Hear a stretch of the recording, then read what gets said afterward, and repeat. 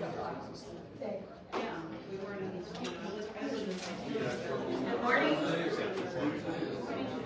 Good morning. Good morning. Yeah, I have to get right up next to it. So, welcome everyone. I'm Lindsay Madison. I'm with the Fort Scott Area Chamber of Commerce. We'd like to welcome all of you here this morning. Dave, you're hiding over there behind that pillar. I'd also like to introduce Colleen Quick with Labcom Co., one of our manufacturers here, and she's our board chair of the chamber this year.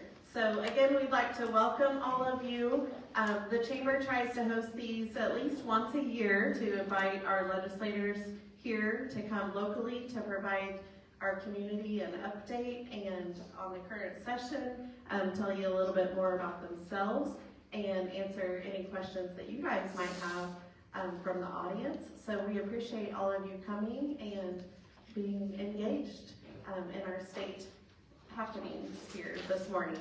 I'd just like to recognize we have a great turnout. We have representation here from the city, the Fort Scott Community College, county, and others. So thank you all for coming and being here this morning. So I'm going to turn it over to our moderator, Bryan Holt. He's with Union State Bank, also on the College Board of Trustees. So I'm going to turn it over to him. He's going to be our moderator, and you're going to lead us in the Pledge of Allegiance and take it from there. Yeah, if you'd all stand and join me in the Pledge of Allegiance, please.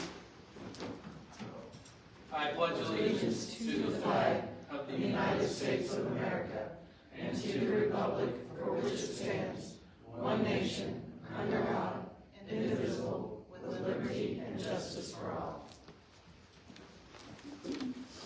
All right, yeah, I want to echo Lindsay's comments real quick. Just thank you all for attending. I think being engaged in local politics is important, and it's easy to get engaged in national politics and be excited about everything that's going on.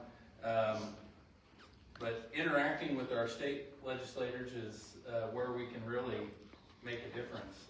So thanks for coming out today. As Lindsay mentioned, my name is Bryan Holt. I don't know how I got this job, but here I am. So I think we'll start off, if we could have each of you give just kind of a brief introduction of yourselves, and maybe start with Senator Shallenburger. Okay, can you hear me in the back? Yes. If you can, I won't use this. Okay. Yeah, Greg didn't want to hear me, but he's here. My name is Tim Shallenburger. I'm your state senator. I represent Cherokee, Bourbon, and Crawford County, three counties in this 13th Senate District. I just was reelected for the first full term last November when all the elections occurred. I'm a banker by profession, honest living. But I haven't, I retired from American Bank in Baxter Springs. Greg worked there actually for a while. And I retired and was selected to fill in a vacancy when Hildebrand resigned, and then I ran for re-election this time. So I appreciate all of you. I haven't had a chance since I got re-elected to thank those of you who helped me. A lot of people here were helpful to me in getting elected. As soon as the election occurred, in November, there were leadership elections, and the Vice President of the Senate had decided not to run for re-election to the Senate, so there was a vacancy. And so I ran for Vice President of the Senate, and was fortunate enough to get elected to that. So now I'm Vice President of the Senate. That's kind of the equivalent of Speaker Pro Tem in the House. It's a constitutional office, so I can't be impeached. I can't. It takes a whole lot. And I have a nicer office and a better parking spot and all the stuff that goes with that. I make $100 more a month too, so there's something to look forward to. But the good thing about that is I get a little bit of staff and I can help people more. So that's always beneficial. So if you come to the speaker for any reason, please come by and see me. If you need anything from me, before we're done, I'll give you my cell number. I think most of you have it because I get a lot of calls and emails from folks down here. But anything we can do to help, we'll be happy to do, and then we'll get into the issues in a little while. I'm Rick James. I'm the freshman representative. I live up by Lacine by the power plant. We got a small farm there. Grew up in Lacine, went into the military, stayed 30 years in the Marine Corps, came back here at my 27-year mark, and went into auctioneering. Retired at 30 because Richard Gebauer Air Force Base had a Marine Reserve units up there, and I finished out my last 3 years there, traveling through mostly South America and 3 states and 16 different 16 different sites within those to train Marines going to reservists that were going to go fill billets in Afghanistan and Iraq. So very fortunate to retire, and I went into auctioneering. I have a master's degree and a bachelor's degree, but auctioneering seemed to be the thing I wanted to do, and I worked with a lot of auctioneers, and many of you know Marty Reed. I worked for him for a few years, as well as Dave Webb up in Stillwell, and Dennis went over in Miami County, and I started my own auction company, Simplified Auction Services. Did that for a long time, and now the auctions kind of switched to online only. So we do a lot of online only auctions, and I'm also a real estate broker. And I have 3 agents there at Bravo Realty, so enjoy that.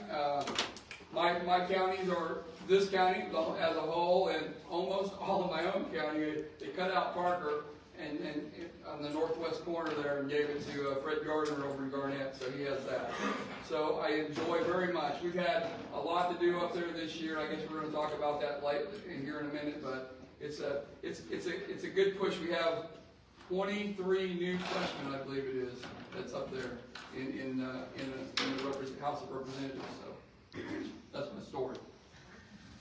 Well, Representative James, why don't you talk a little bit about the committees you're on?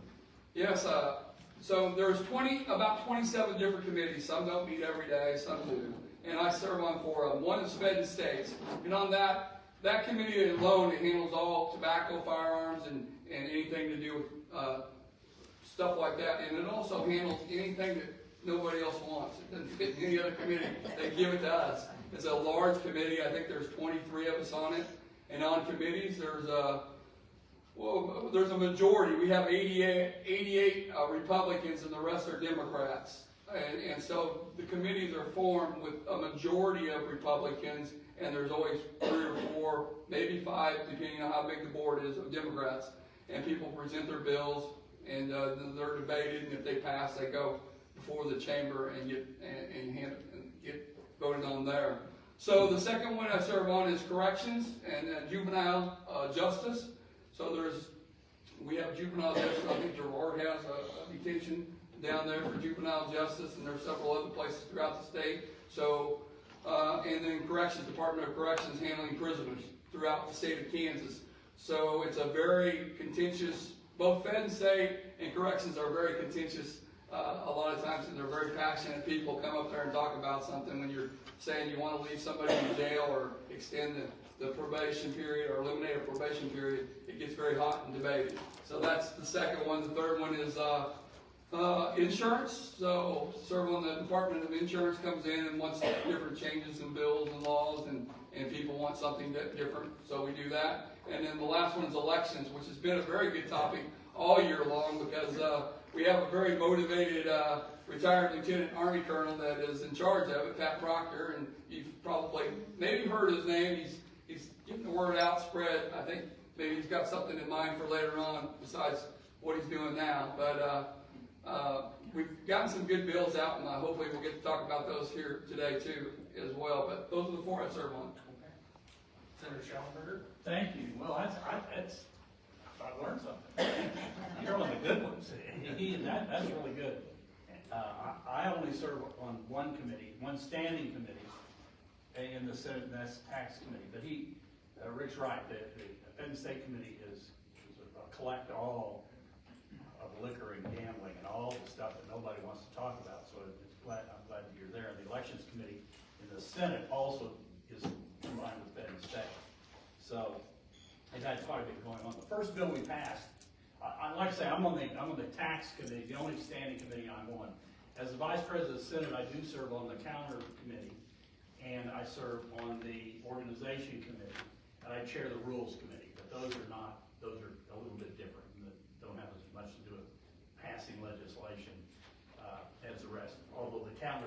decides what bills are gonna run every day.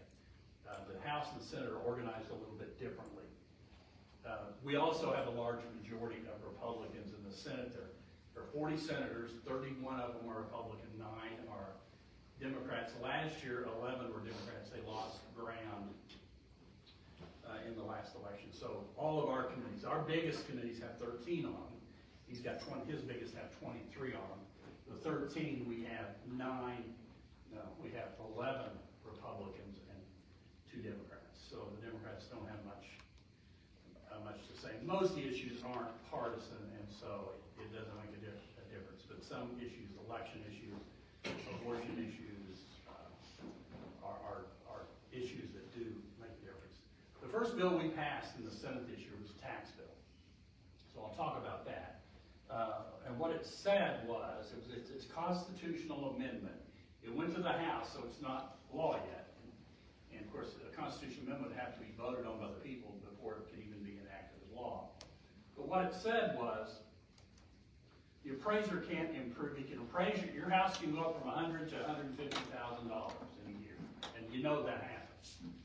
But for assessed rates, it can't go up more than 3%, because what's happening is, especially on homes, you know, the city leaves the mill levy the same or lowers a little bit, but the assessor hits you for a 30 or 40% increase, and your taxes go up. And what we're doing is we're basically paying capital gains on an asset that we're not selling. And so our taxes keep going up on all this real estate, and we can't do anything about it. So the Constitution would say, no matter what the values happen, the assessor can't charge more than 3% this year over last. We sent that to the House. The Speaker said he didn't like it. He's liking it a little more, I think, now, because Sedgwick County, which is where he lives, just announced their average is over 10% this year. Taxes are running up over 10% across the board. This would not affect ag land, so ag land stays the way it is. Ag land in Kansas is assessed differently. You don't pay it on market value on ag land, you pay on use value, which is a lot different. It would affect commercial, but not as much as it does residential. So that's the first bill we passed. But that's the committees I'm on, and we'll get a chance to talk about other issues, I'm sure. So we'll leave it at that. Well, yeah, if you want to start with an overview of the session so far, I think that would be helpful. Okay. Yeah, the timeliness of this meeting is this is what we call turnaround week. We just finished. We have we don't go back until Tuesday now. And what happens in the first half of the session, first 2/3 of the session, 2/5 of the session, all the bills that are introduced have to get out of the House of Origin. So the Senate has to get what bills it wants passed out of the Senate. The House has to get what bills it wants passed out of the House. And right now, as of yesterday, we both adjourned, and the House bills are getting drafted up, and all the amendments put on them for the Senate to take up. The Senate bills are getting all the amendments put on them and printed up for the House to take them up. So the second half of the session starts. We'll start working House bills in the Senate. They'll start working Senate bills in the House. And then after they pass or throw away or whatever they're going to do, we do ours. We go to Conference Committee. And the Conference Committee reconciles the differences between the two bills, decides what they want the bills to look like, create a Conference Committee report, and then we vote on Conference Committee reports. The problem with that is you can't amend a Conference Committee report. So the last chance you get to fix a bill is in the second House. And so we had bills, we came out of committee, we amended them on the floor, we sent them to the House can amend them in committee, can amend them on the floor and send them back. And once that's happened, the Senate's done negotiating on any amendments that we had. The other thing that happened is the budget started in the House. So none of the budget issues, if you're a community college or a regional school or deal with nursing homes or Medicaid reimbursement, none of that stuff has happened in the Senate yet. It all has happened in the House. The House finished the budget, I think, before you went home, which is early, and they passed that over, and there again, all the 4 amendments that were added to it will get printed up this weekend while we're all gone. And the Senate will get that budget starting Tuesday when we go back into session. So that's the process. The Senate passed the tax bill that I referred to. We passed another tax bill to eliminate the 1.5 mil. The only property tax that comes to the state is 1.5 mils, and that's not very much. And the 1.5 mils goes into a building fund to keep, to repair regions, schools, and state building, prisons, and things like that. So that's all the state gets a property tax. All the other property tax that you pay goes to cities, counties, townships, schools. So that's how that works. We can affect that, but it's really not our money. And so I'm pretty much a local control person. I don't want to tell the cities and counties what they can or can't do with your money. You like these people, and those people. Well, I don't know if you like any of these. Is there a county commissioner in the room that's elected county commissioner? They were scared to show up. That we did pass a bill to eliminate the 1.5 mil, and that went to the House. I'm sure that will pass. We passed the no harm bill, which says that you can't do surgery on a minor to change its sex. Very controversial. A lot of discussion about that. The Senate passed that bill over to the House. I introduced 4 bills. I introduced a bill that creates a license plate for Route 66. Not very exciting, but it passed the House. It passed the Senate. If you live on Route 66 or you live in Cherokee County, it might be of interest to you. I introduced a bill for whistleblowers. Right now, a whistleblower, somebody who sees fraud or abuse, if you work for the state, you can talk about it. You can tell somebody about that. You're protected from your job. There are allegations in Bourbon County that there were people complaining about things that were happening and they were threatened. Their job was threatened. Those are allegations, so you can't say whether they're true or not. The House passed the bill, I think. I think that came out of the House last day. Identical bill to the one I introduced. I introduced one in the Senate, somebody else introduced one in the House. The bill passed out of the House, so we'll take that up in the Senate. I introduced a bill that deals with eminent domain for recreational purposes, lake. And that bill hasn't been worked. It was introduced in a committee that probably is exempt, so we can work it if we need to. And what that bill would do, if it becomes law, is says that if you're you can't condemn land for recreational purposes. Let's say you want to build a baseball stadium. The city wants to build a baseball stadium. You can't use eminent domain to take that property unless the commissioner or the city councilman who that's in their district supports it. So if I just use the lake as an example because it's the way I introduced it, the commissioner would have to vote. The commissioner represents the lake, where that lake was talked about, would have to be supportive of the lake in order for eminent domain to be used. Doesn't mean it couldn't be done without eminent domain, but things like that don't happen without eminent domain. I also introduced the bill dealing with campaign finance. That we haven't dealt with that yet. We're waiting on some campaign finance stuff to come over from the House. It's probably inside baseball. Nobody cares about it.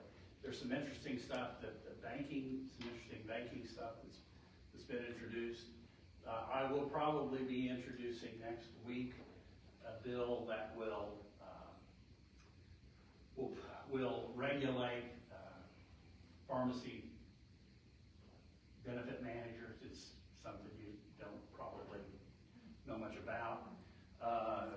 Insurance companies ripping us off in Kansas. If you don't know it, you know it.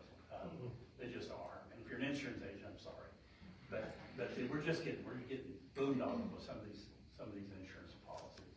Also, there's an optometrist bill that got introduced in the House. We thought it would get worked. It didn't get worked to allow optometrists to do things that only ophthalmologists can do now. They've been trained to do it, and I'm going to introduce that.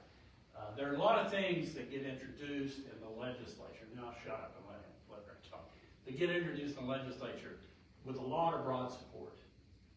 And the speaker doesn't like it, or the president doesn't like it, or the chairman doesn't like it, and just get put in a drawer.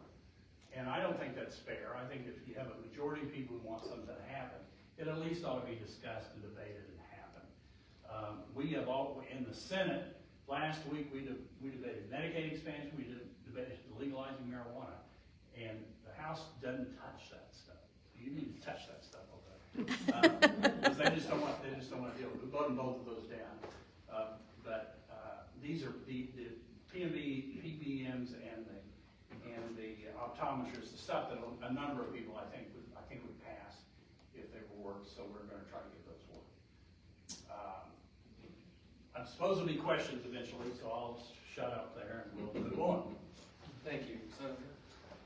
So, I want to talk about appropriations because the Senator talked about a little bit about that, the budget that came out. The budget, I'm not on the tax or the appropriations committee, but the budget did get passed in the House and it's moved over to the Senate, and they'll take a good look at what we said we wanted and what we think should be done, and then they'll put their amendments and changes, and then they'll all get together, leadership, and hopefully we'll get it worked out the way that best benefits the state of Kansas. But the budget was done differently than it's ever been done. Maybe back in '85 when you was elected, maybe it wasn't done that way. But so normally we wait till the governor of Kansas submits their budget, and then we work off of that budget. But leadership decided this year that we would start our budget, and then when we got her budget, we would see the difference and work whatever we had to work out. So when we got done with our budget, we saw her budget, it was $167 million lower than her proposed budget for fiscal year 26 and 27. So with that said, it's over into the Senate and turn around, and it'll go through its process, and we'll find out where we're at numbers-wise. I don't want to, it's in billions, and we're still spending more than we take in, so we got to make some adjustments over time to figure that out. But that's the appropriations and taxes. Fed and state, there was an interesting bill that came up called the Eddie Eagle Act. And the Eddie Eagle Act, if you've ever heard of it, Eddie Eagle provides, as an approved course from the NRA, to allow teach kids 5th grade to 8th grade. It's not the hunter safety course; it's a different one. Teach kids if they want to, teach them how to handle weapons and the safety of firearms. So we wanted to make sure if a school was going to teach a course, if they wanted to, that this was the approved course that they should teach. And there was a lot of pushback from the Democrats on that. So that was the big bill. There was another bill that came up, and it didn't go anywhere. It went in that drawer that Senator Shallenburger was talking about, and that was a person wanted to put vaping machines, like the old cigarette machines. He wanted to put that throughout the state of Kansas as part of his business. So I think that thing is done, and I don't know of any more interesting bills that came out of Fed State.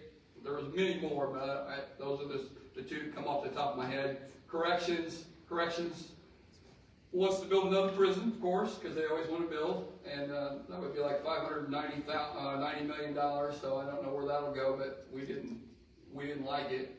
And let's see. There was a bunch of bills in corrections, but that's the one I can think of. And elections was the most exciting. It was the most heavily debated, and it was the most exciting. Our Constitution, we're going to do a constitutional amendment to pass the House, going over to the Senate. Hopefully it'll pass. It's saying that you have to be a U.S. citizen in order to vote. Makes sense, right? The Constitution doesn't exactly clear that up. So these words would clear it up and put it on the ballot. If it's passed by you all, by us, then it become law that you have to be a U.S. citizen.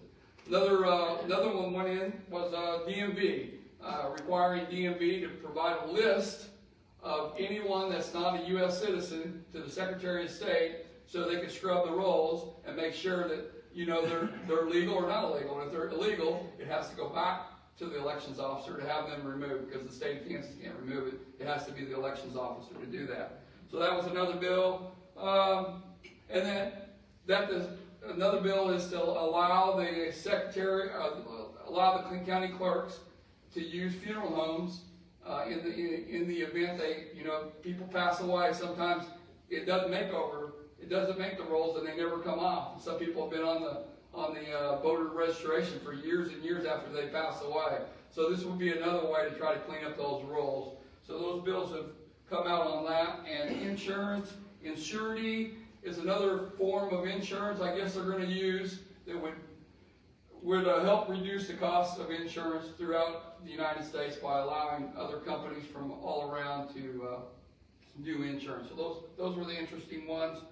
I thought the most interesting, being a freshman, you don't know anything until you get there. So the most interesting bill, and it's the very first bill that the Senate sent over to us, was the Senate Bill 63, Help Non-Harm Act, and it came out, was the very first bill. It was very controversial, took almost 2 hours to debate it with all the amendments that the Democrats put in and failed, and finally got it voted in, and then it came back for, because the governor vetoed it, the Senate overrid that with its 2/3, and then last week we were able to do that as well, so it will become law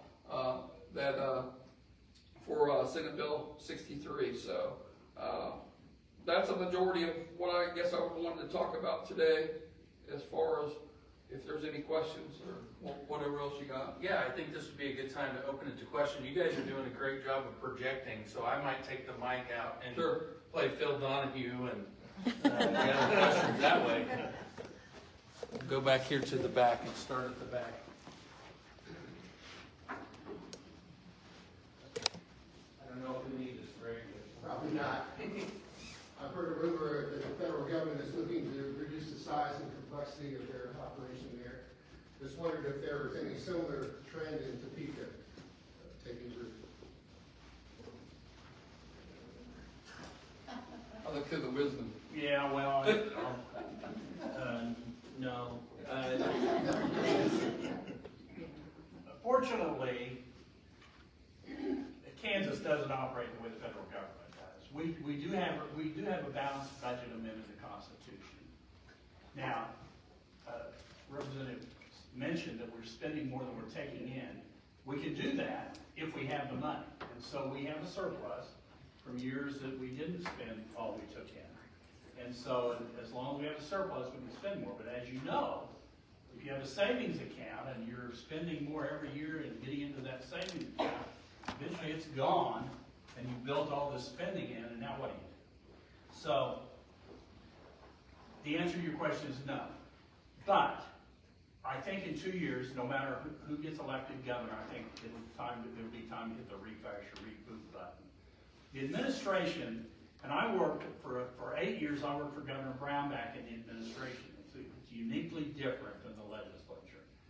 And it's eye-opening to have done that.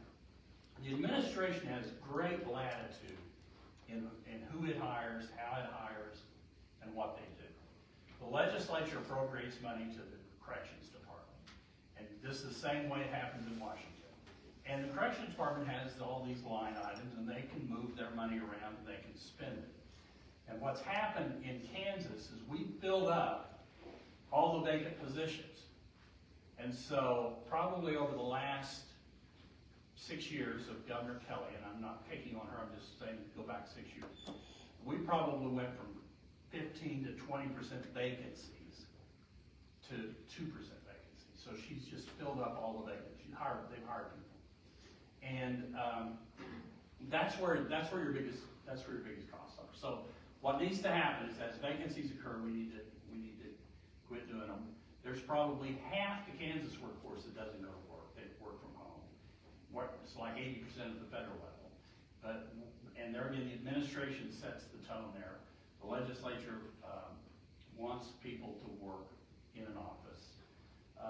And so some of that's happening. But to answer your question simply, that's a long Senate answer. The state hasn't done anything like that. But I hope you all are paying attention to what the feds are doing. That's real stuff. It's not phony. It's not made up. They're not doing it to look good. There's really waste. And I don't know, the one I saw last night, and these come out every day, was the $20 billion that went to some these nonprofits to take care of Green New Deal. And Stacey Abrams, who ran for governor of Georgia, got $2 billion of it. She opens an account with $100. She applies for a grant for $2 billion and she gets it. That was I don't know if you saw that, but that was divulged a day or two ago. I mean, good grief, this is real money we're talking about there. So, but no, to answer your question, no. Clint, I'll come back to you. I think Taylor, do you have a question? Yes, obviously you wouldn't be able to reveal names or anything, but once you are finished cleaning out the voting rolls, will there be numbers released of how many deceased people were still on those rolls, or how many non-citizens were on those rolls? Just to see that that was worth the time? Well, I think it will be worth the time, because if it's 1 or 10 people get elected, there's several people that got elected to the legislature with less than 20 votes. So it would be beneficial if we just do that. I don't know that they will, if the Secretary of State probably will, but I don't know that he or she would do that or not. But I think it's very beneficial, knowing that only citizens are voting, and even if it's 1 or 2. And it takes a lot of time, it does cost money to debate all these and get off, but I think it's worth it.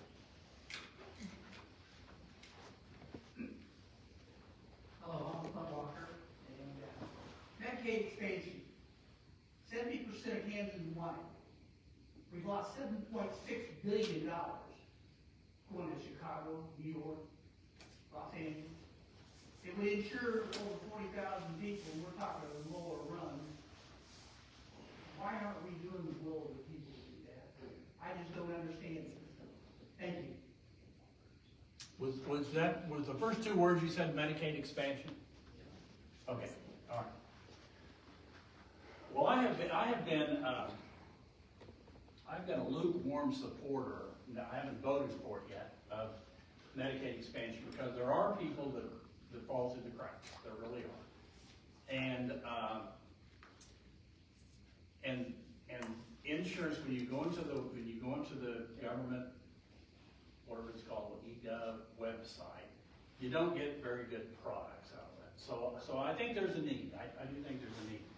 What I said at the beginning of this year was a bad year to do it, because we don't know what Congress is going to do. Right now, they reimburse us at 90% of the cost of Medicaid, expanded Medicaid. But we don't know in a week. They may say we're not doing it at all anymore. They may say we're going to pay 50%. They pay 60% of the regular amount, 90% of expanded. So I think this is a good year not to do anything. See what the federal government does. We have missed out on a lot of money. But the other fallacy on the other side is, if you're sick, if you're diabetic, you have heart disease, you have a chronic condition, whether you're 25 or 55, and you're in the bottom, if you're 1.5% of the poverty rate, you get Medicaid now. And if you don't get Medicaid, so those people get Medicaid. Children get Medicaid. If you have a child with this chronic condition, they get Medicaid now. So those people are already covered. The people we're talking about covering are young people who are eligible to work, who don't have a sickness. And sure, they get sick. You break your arm, you have to go to the doctor, you're not covered. Well, we have CHC clinics that do cover those. And those were established for that purpose. And so, you go to CHC and they don't turn you down. They take care of it. And so there's nobody going by that's not getting health coverage or health treatment, that's not coverage for treatment. The question then becomes, do we pay an insurance company and a middleman for this? Or do we fund the clinics better? Or do we do something else? But I voted against. There was an amendment on the floor this year. It got 23. No. It got 3 Republicans voted for it, so it got 9, 11, 12 votes. It takes 21 to pass. It was way short of having the votes. And I think until we see what Kennedy and Trump do with Medicaid at the national level, it's a little premature to do anything at the state level, even though it's been there for 8 years.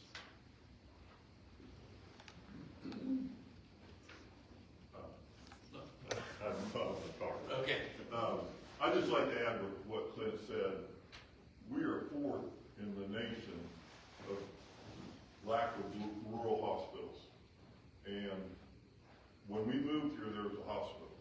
Then there was just an emergency room. Then there was nothing. That concerns me as an older adult that needs a hospital. I look at all the states around us, and they all have Medicaid expansion, except for us. And so that has to have something to do with the fact that we don't have hospitals here. And we're now paying a 1/4 cent sales tax just to have an emergency room. But we really need a hospital. And there's a lot of places in rural Kansas that need hospitals that don't have it. And I just don't understand why you can't add Medicaid expansion, like Clint said, over $7 billion. Why you can't add it, because that's where we're losing our hospitals, is because we're not taking those federal funds. Thank you. And we keep doing it. Well, the Kansas Hospital Association will tell you that has nothing to do with it. They will tell, they told me that. I said, would we have kept a hospital in Fort Scott? No. If any of these hospitals would close? No. That it would help them, might have kept them alive a little longer, but it in and of itself is not the problem with rural health care. Rural health care is its own group of problems associated with regional hospitals and feeder hospitals and Fort Scott, the Mercy or I don't know who your last hospital was. They really didn't have they weren't a feeder. They didn't. Wichita was where they sent people. Freeman work a little better because they'll take you to Pittsburgh and they'll take you to Joplin. But that's the hospitals are nothing. But you're right. I mean, you are right. It does help to reimburse people for care they're giving. And when you're a doctor that won't even take a Medicaid patient, I mean, my doctor at home won't even take a Medicaid patient. So I ask him, you want me to expand Medicaid? I don't care. I don't take them. Why? We send them to CHC. And so CHC takes care of them in Baxter Springs. And there's a CHC in Baxter, 2 or 3 in Pittsburgh, there's one in Girard, there's one in Columbus, there's one here. So I think people are getting covered, and whether we should take tax money to keep a facility open when they say that it won't do it, I don't know. And there again, a year ago, 2 years ago, maybe we should have done it. Next year, maybe we will do it. But with Trump, if they pull the rug out under this, the state can't afford it. It's very expensive. Healthcare is very expensive. And if they say we're going to pay Medicaid 60% instead of 90%, it's probably a $200 or $300 million price tag to the state that we just will have to raise taxes to do. And I believe that's a mandated fund too. Like and the reason our leadership in House of Representatives is not going to even deal with it. We're not even going to talk about it this year. And I think that the reason for that is there's a fear in many of the states, just like the senator said, that nobody knows what the federal government's going to do. So last year's appropriations, I believe, we put $85 million into Medicaid. That $85 million will stay forever. And if we increase it this year by another 85, that would be, it just keeps increasing, but it doesn't go down. It just keeps going up.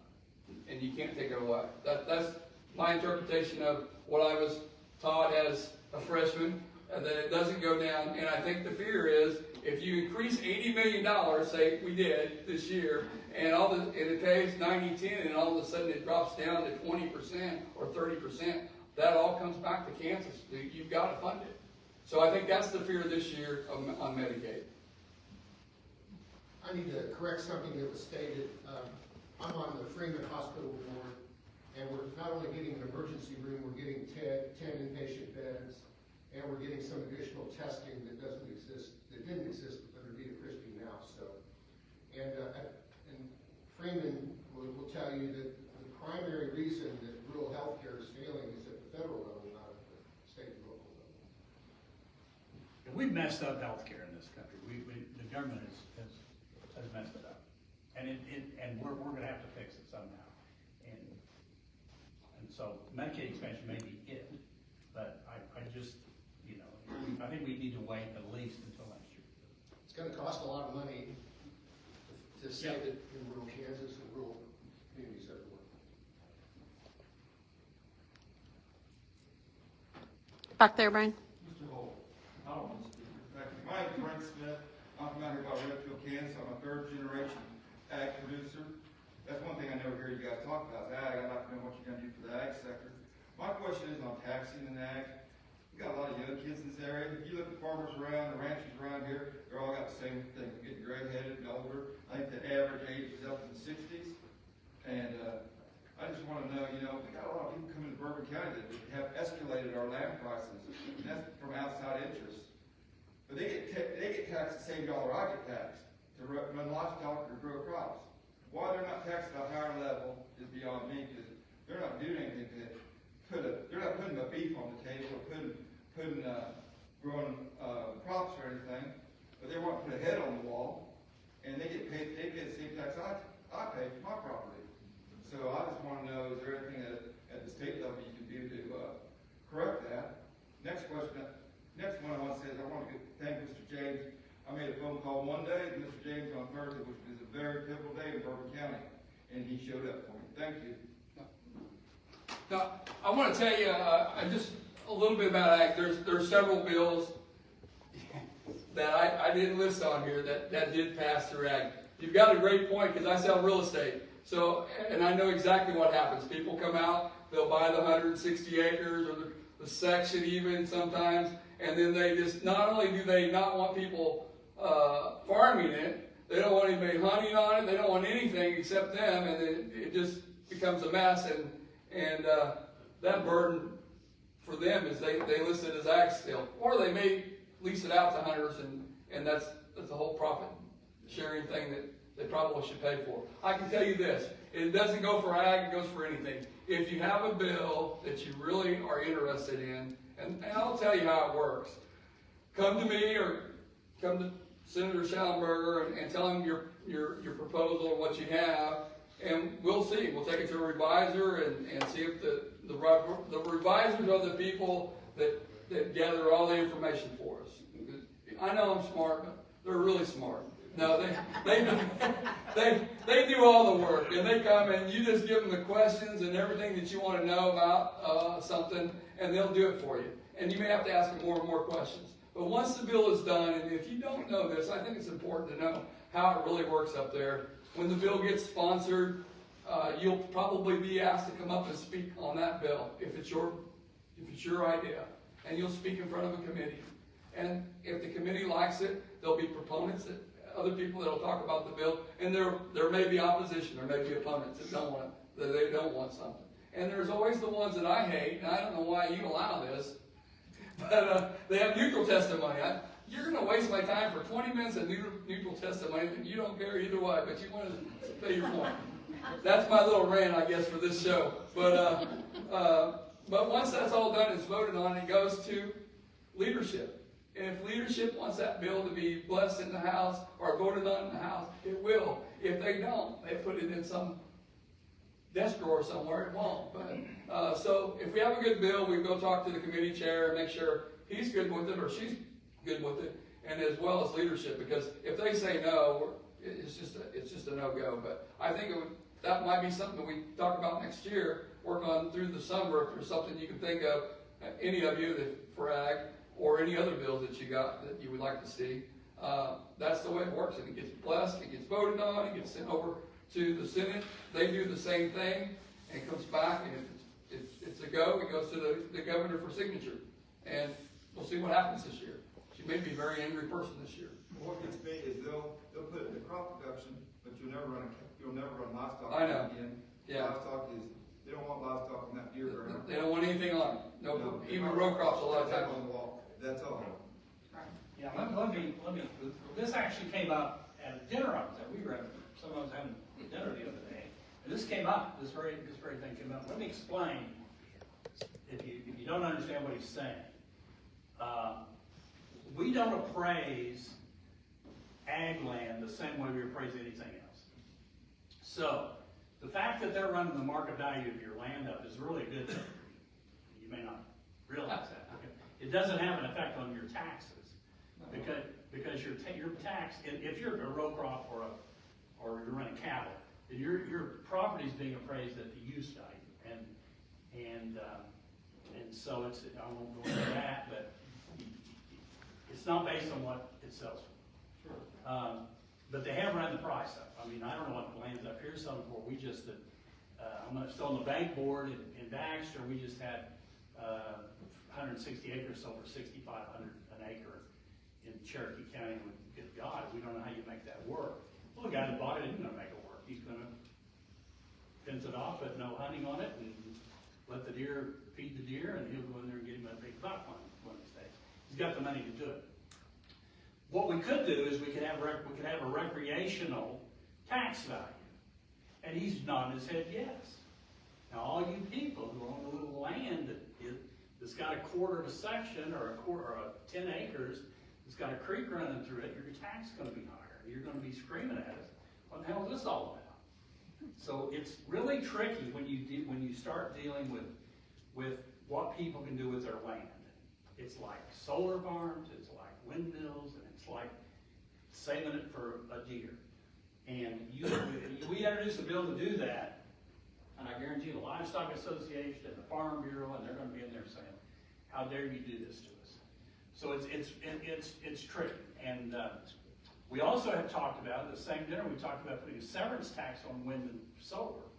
Because if you have a gas well, and you're pumping gas or oil, you have to pay a severance tax. So for every dollar you make off that barrel of oil or off that BTU of gas, you have to pay a tax to the state. It's called severance tax.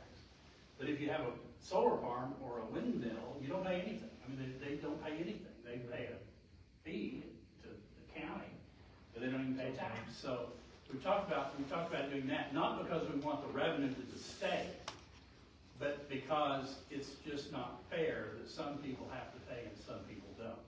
The second thing on the solar and the wind, if let's say Bourbon County is looking at solar, for example, we'll use the Bourbon as an example. That tax is going to change the minute that goes on it. It goes to industrial. And industrial is the highest tax rate in the state. So if you have some land and you think they're going to give me $1,500 an acre to put these solar things on it, and I'm paying land use value, $1 million worth, let me just give you this example. I'll shut up here in a minute. If you have $1 million commercial building in Bourbon County, $1 million commercial building, your tax is probably let's say $15,000 a year. If you have a house worth $1 million in Bourbon County, your tax is probably $5,000 a year, maybe a little more than that. If you have $1 million piece of land in Bourbon County, your tax is $1,100 a year. So that's a big difference.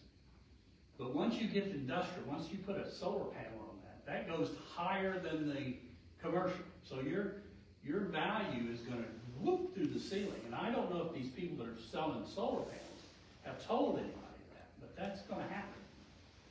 And so beware of that one. If by chance anybody comes to Bourbon County and suggests that you put a solar panel in. Hey, I'm Pete Olby. Yes, you are, Pete. We've got Doge in the federal government. They're showing transparency in the federal government. They're showing all the dishonest stuff going on there. Why couldn't we bring that to the state too? Why can't we make this whole deal transparent, take care of all the problems, throw it out there and let the public see? Is that something you guys would be interested in doing?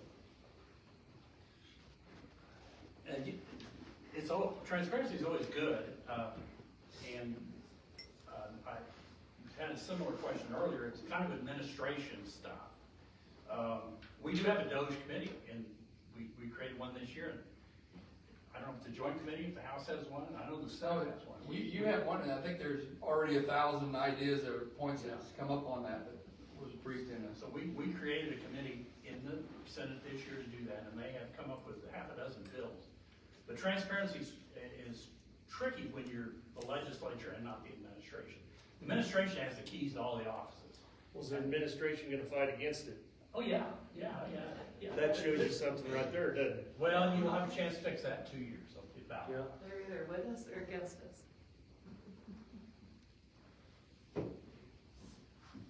Hi, I'm Mandy Shoemaker with the Bourbon County Conservation District. I was trying to follow up a little bit on what Brent said. I got to speak to both of you up in Topeka at the first of the month in support of House Bill 36, which is aid to conservation districts and increasing that amount. With all the cuts coming from the top, and this is totally a bipartisan, nonpartisan, I don't care who you are, agriculture is the biggest thing in Kansas. So all of the cuts and things that have come down from the federal government have affected us locally. We are the grassroots. We are the entrance for conservation on people's property and the funding for that. Our technical assistance comes in partnership with NRCS. And across, I can only speak for the state of Kansas, across the state of Kansas, we have lost several employees. A lot of them took the early buyout through whatever that thing was called. And also, the people that were employed here for less than a year got a termination letter. I'm thankful in my county here in Bourbon County, we are fully staffed with NRCS. So it's not going to be quite so bad for us, but I'm speaking for all the other 104 counties that are having serious issues. We have our spring signups coming up for our state cost share that starts July 1st, and all the people, landowners that are going to be coming in to apply for conservation practices, plus the people that are in the county already and across the state of Kansas that have EQIP contracts. You know, our technical assistance comes from NRCS, so where are we going to find that? Where are we going to have those people administer and check out these projects, you know, et cetera, et cetera. I would encourage you guys to please talk to your fellow senators and representatives again to support the House Bill 36 for increased funding. This funding was going to be hopefully applied to district managers across the state of Kansas that do not have insurance because they don't have enough money from their county commissioners. Also for better wages for the district managers across the counties in Kansas. So some of this money may be going to hire a technician to do the job of someone that was in the office that got terminated through NRCS. So it's going to be a challenge. We're trying to make our voice heard. Squeaky wheel gets the grease, maybe. But agriculture is very important, and we're going to do the best that we can, and we would really appreciate your support. I know it came through the Senate, and it's in the House now. So Have you, it's over in the House now to be debated? Yes, it is. It passed the Senate. It passes. So, But this is an example, people. This is an example of Doge. So you know, there's been some cuts, and I get called every day. Some people who are in the welfare department, they're going to get laid off. They get some federal money. Some veterans things, or they get some federal money, and you can't do it. So it becomes a matter of priorities. Everybody in this room, every child you have, and every adult you know owes $105,000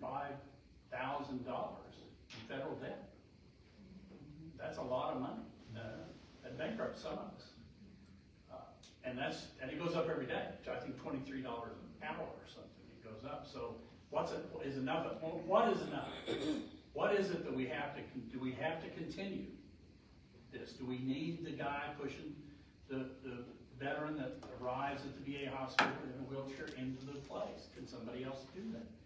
Are there volunteers that can do this stuff?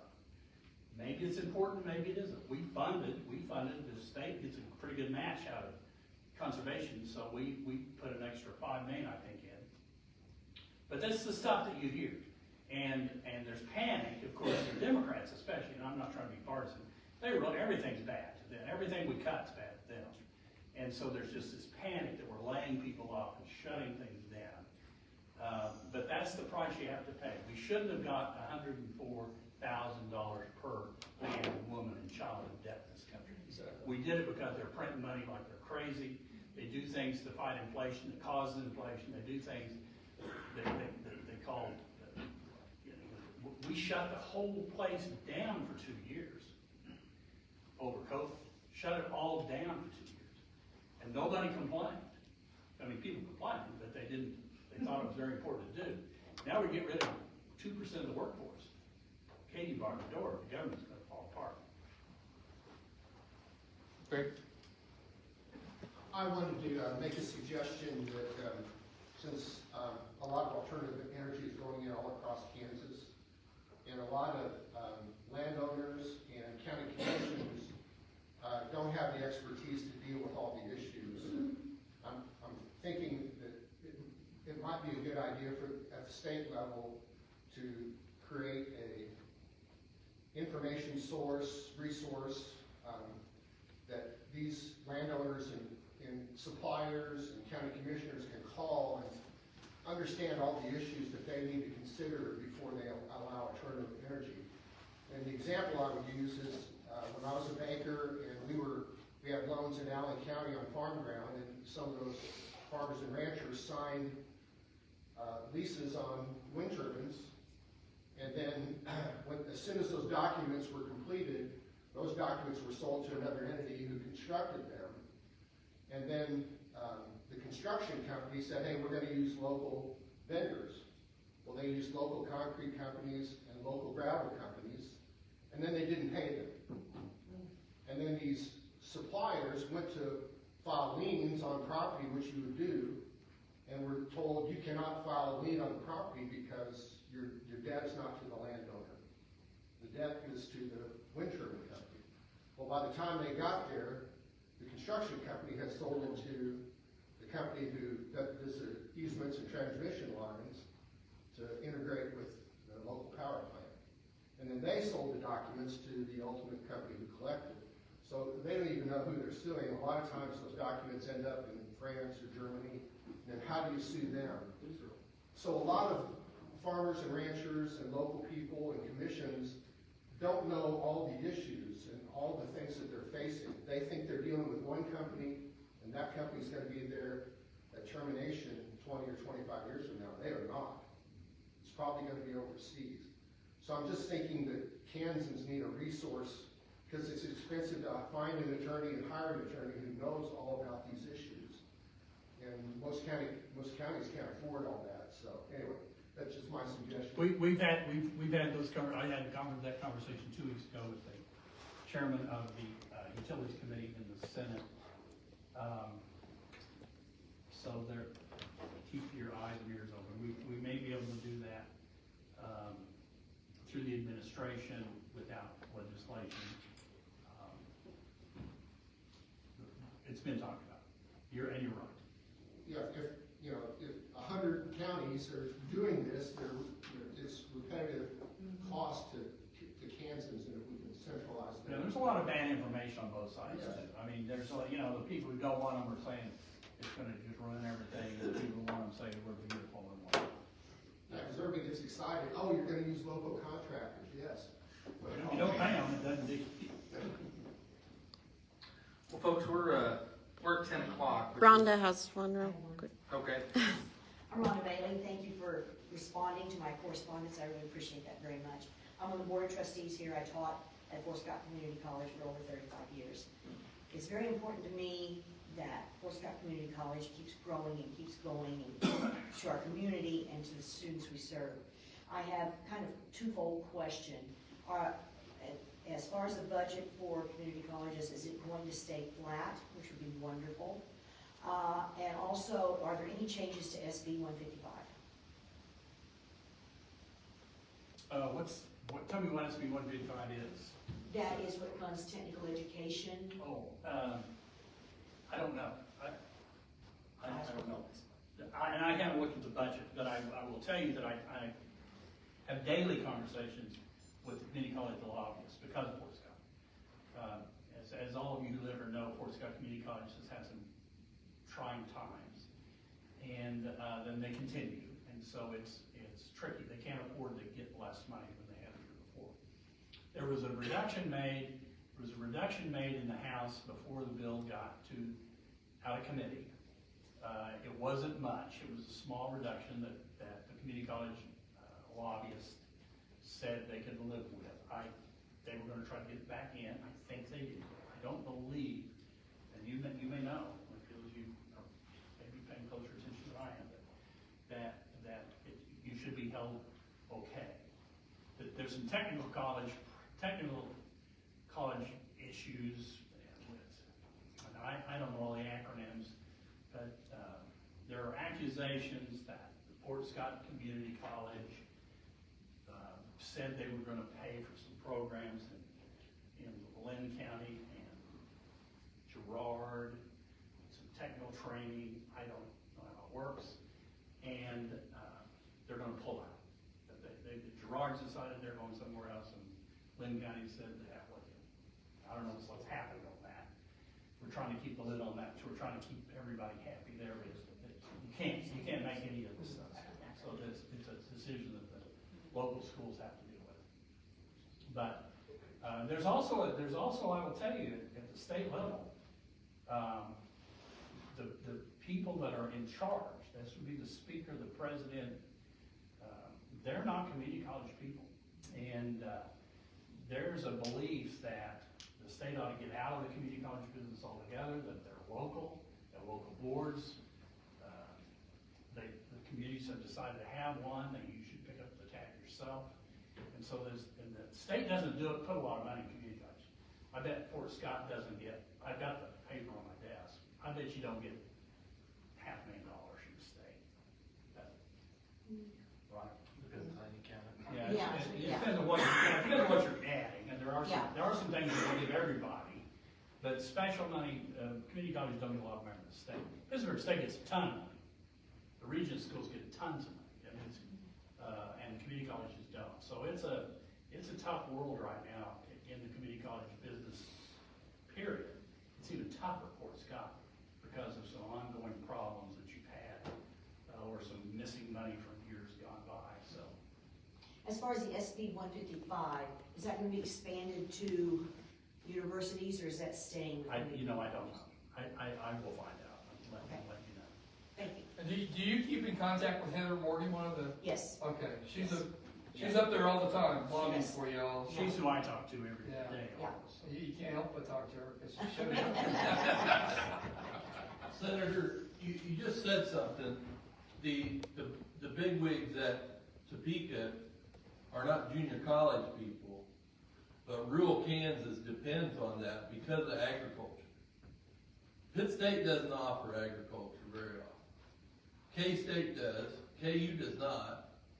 So the JUCOs, the community colleges, are the ones that have the rodeos, they have the agriculture.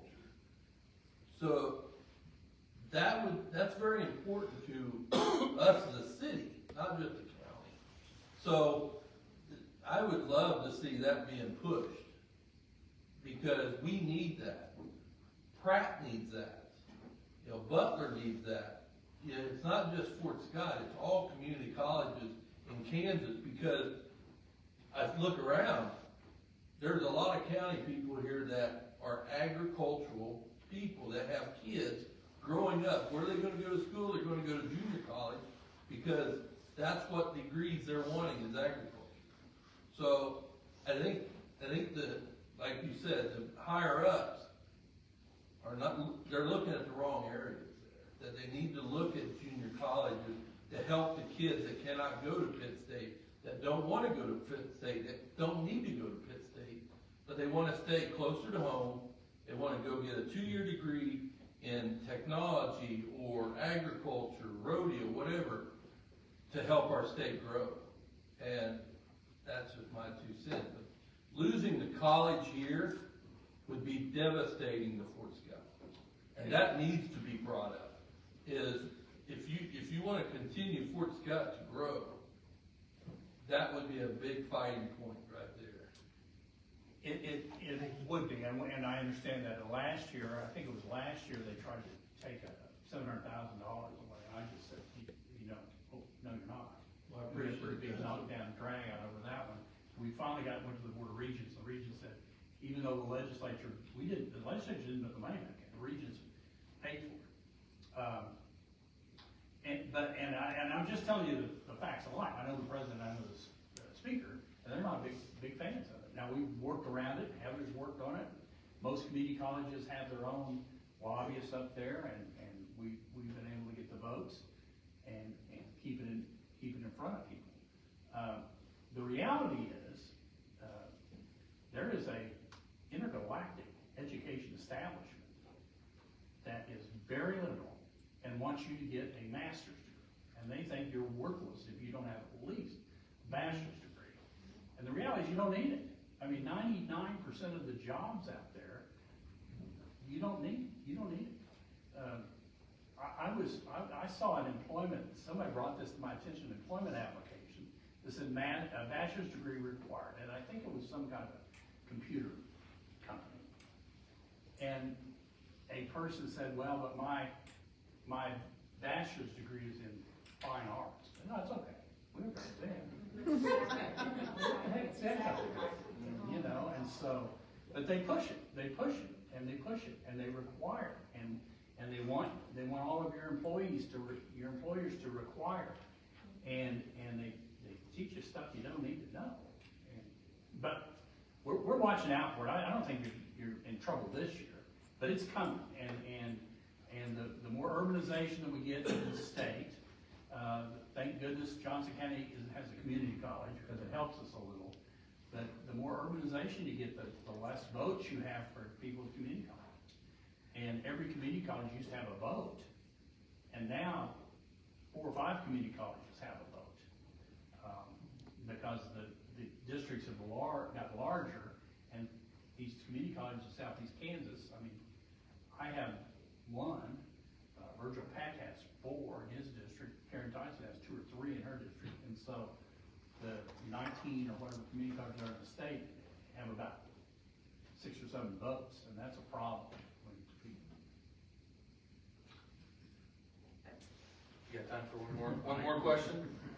I don't care. It's not really a question. I want to say thank you to both of you for your support in fighting against what they were going to do in Northwest Urban last year, and the continued efforts to put forth a bill. The biggest area that I'd like to just say, I hope that you guys, all of you, are looking at it. Everyone's talking about ag, right? We're trying to protect our farmland. Now that $2 billion that was going to go to Stacey Abrams for some kind of Green New Scam thing, that stuff is stopping. Are there subsidies that the state is providing to these companies who want to come in and put windmills or solar or have water sources for the cooling your batteries? Does the state provide subsidies, or are those all federal? Yeah. You want to? I don't think there is. Yeah, well, yes, there are, but they're not cash. So for wind, no. For solar, no. But you said cooling, and so I'm assuming you may be talking about things like data centers. Yes. Yeah, there's rumors that that lake was not about anything other than water to cool. Yeah, there's the Panasonic plant, which is 40,000 jobs, and oh my God, it's going to be wonderful. We're not going to get money off that. They're going to cannibalize employees from other places. They don't pay income tax, they don't pay sales tax, they don't pay property tax. So they pay nothing. They're going to build some. So that's a subsidy. Yeah, and the data centers, the data center bill that just passed the House, I voted for it because there's a chance we could get a data center down here.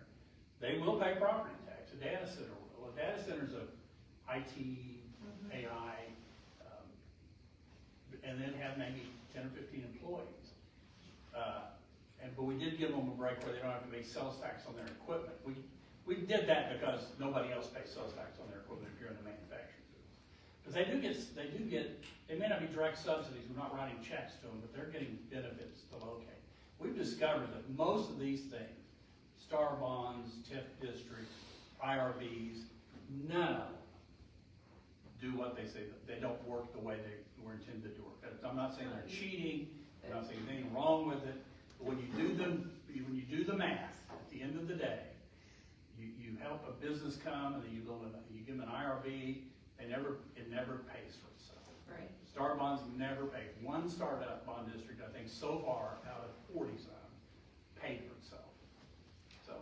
So would you please, with your colleagues, try to stop any of that? I won't call it a subsidy, but it's a benefit. Yeah, to these companies who are going to come and ruin our. I mean, come on. We have. Yeah, I think in the next year or two, it could still happen this year, but I doubt it. But it'll probably happen next year. There will be a tax put on solar and wind. There will be a tax put on them when they locate, and the tax will be for remediation, because just like was said back here, they sell it before the ink's dry on it, and then it sells and sells and sells. At the end of the day, when this 20-year lifespan's up, who cleans it up? The landowner's going to clean it up. Even though the contract said they'll come and clean it up, they're gone. And it's happened in oil, it's happened in coal, it's happened in everything. there's no remediation. So we'll probably put a tax on at least for remediation. Hands are still popping, I should sit up and shut up. So did Panasonic get a bunch of tax credits? Yeah. Tax credits is where the money's at. That's better than. That's better than handing you cash, because them tax credits are worth 4 times what the cash is. They got, I may be wrong, and we're getting recorded, but it was like $1 billion multiplied of tax credits that were refundable and transferable. And they're gonna use a ton of energy and a ton of water. They will use both of those.